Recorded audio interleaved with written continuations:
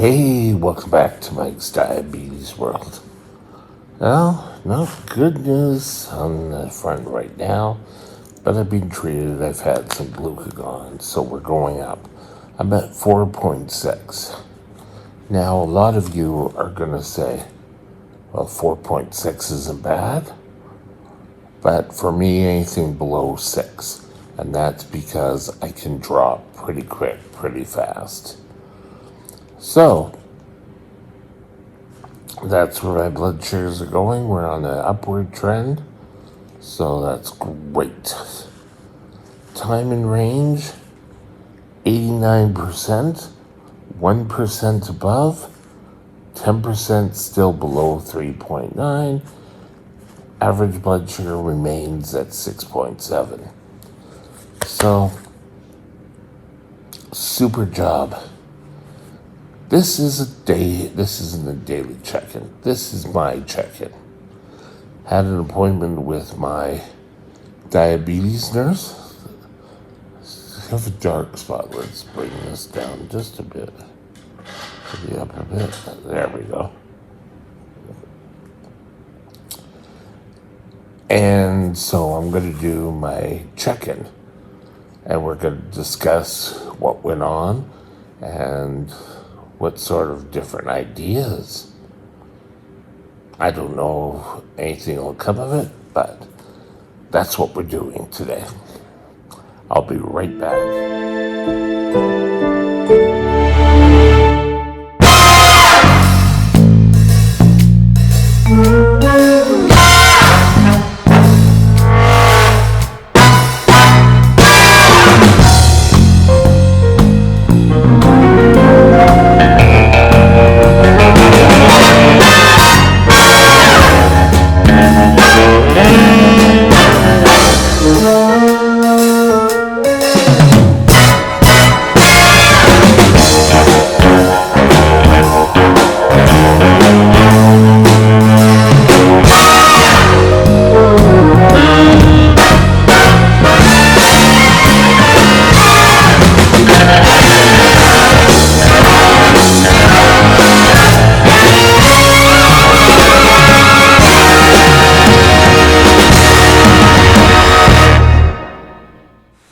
This channel is provided for informational purposes only.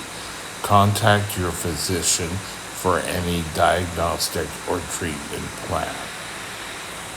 Press the like symbol if you enjoyed any part of this video. Thank you. Now, how did my talk go with my diabetic nurse?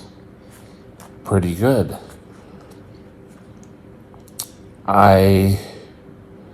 94% of the time, I'm in range, which for the last 2 weeks, that's awesome. I've gone through a period of where I was high all the time. I went through a DKA in September. So this is awesome news. On the flip side, the amount of time I'm in low is at 5%. 4% is kind of reaching, you're at your high level. So what do we do? Well, first of all, we cut back on my carb ratios. So give me a clean screen there. Okay. So let me get to carb ratios, and then I'll be able to show you.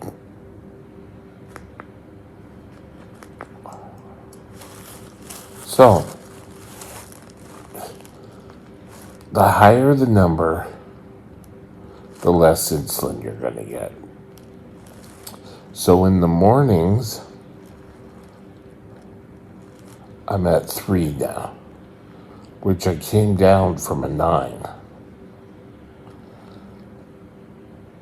So that's giving me less insulin now, which is good because by noon I was low.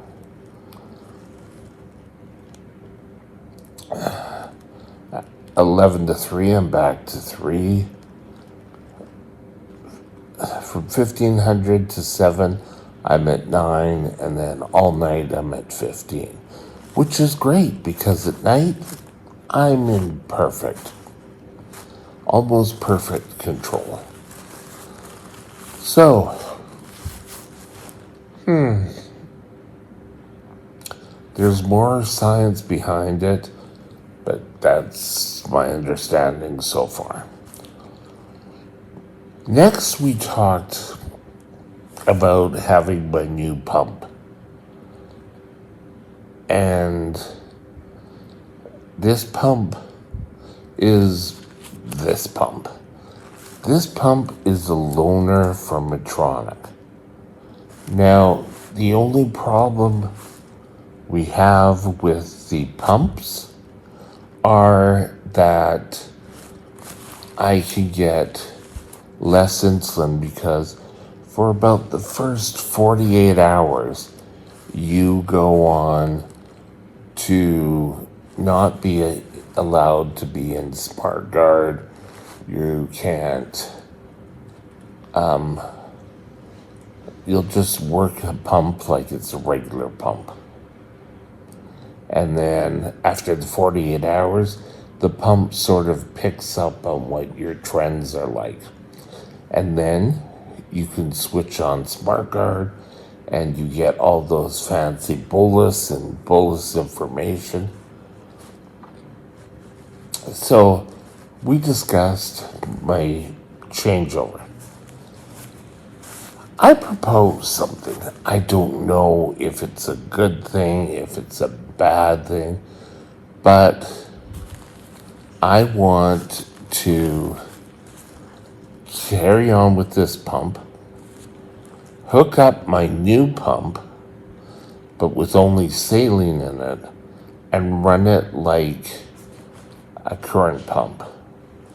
Then, once I change it over, I can turn this pump off, send it back to Medtronic, and continue on my merry way. The diabetic nurse couldn't think of a reason why, but we're going to check it out with Medtronic. I'm enjoying having normal blood sugars. I don't enjoy the lows, and I certainly don't want to go the high route either. So she's going to check with Medtronic, the maker of the pump. It could be something to look forward to. If, however, I had broken this pump for whatever reason and started with my new pump, we would have issues. Would we have issues?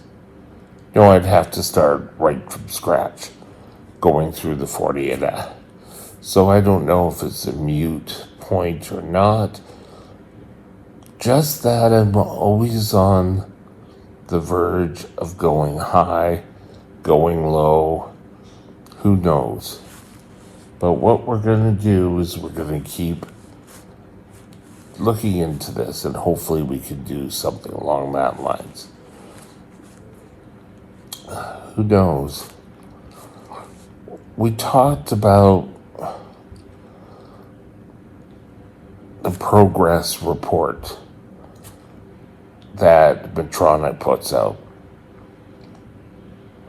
And I asked questions about it, and she clarified that.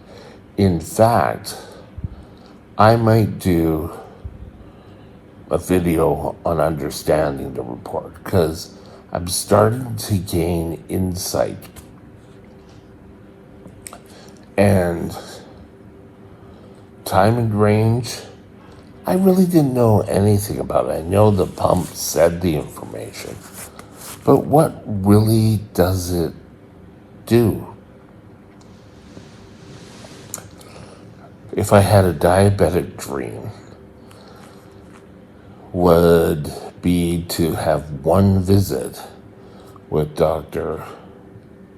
Edelman or Pettis of taking control of your diabetes and just see what they think of my information. The 4% of my time in the low category is concerning. I've got rid of the highs, which I've got to admit I'm sleeping better. I'm using the CPAP, and they've also got a face mask that I put on, and at nights I'm dreaming again. And I think that's because I'm actually getting down into REM sleep.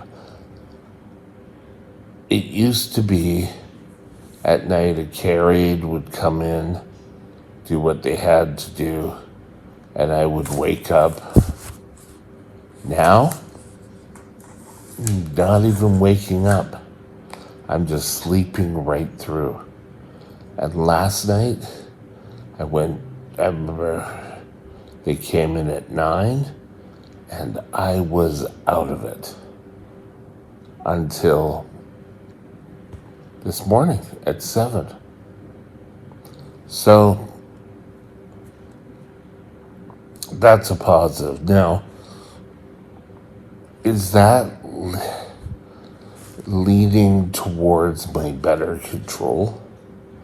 It could be.